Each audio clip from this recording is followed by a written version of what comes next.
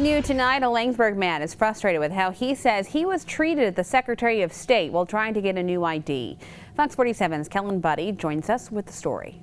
I'm not asking for a pat on the back. All I'm asking is to be treated like a person, not a color. Briseño brought his current driver's license, his concealed pistol license, and his military ID.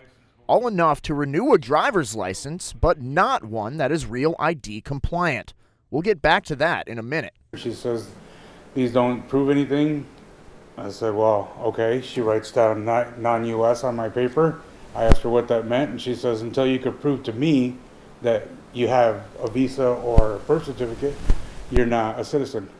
He says seeing "not U.S." on his papers frustrated him, so he walked out. Fox 47 reached out to the Secretary of State. They tell us that "not U.S." didn't have anything to do with his race or citizenship, but it had to do with that new license option. So the reference "not U.S." is a reference to the federal Real ID system, and it means that we're not going to run that kind of a license. We're going to run a regular license. When you go into the Secretary of State to renew your driver's license or get a new one, you'll be asked if you want a real ID. Briseño says that wasn't the case. They only told him he didn't have the right documents, when all he wanted was a regular license. And for a real ID, you need more than what Briseño had given them.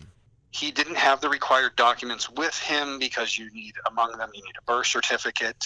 Briseño says he understands how it could have been a miscommunication, but says he's still frustrated with how he was treated. I don't want this person to get fired. I just want them to understand that they're people. We are people. In Langsburg, I'm Kellen Buddy, Fox 47 News. Beginning in October of 2020, you'll need a Real ID compliant license to fly domestic or enter a federal facility unless you want to use a passport. To apply for a Real ID compliant license, you will need your current license as well as proof of United States citizenship.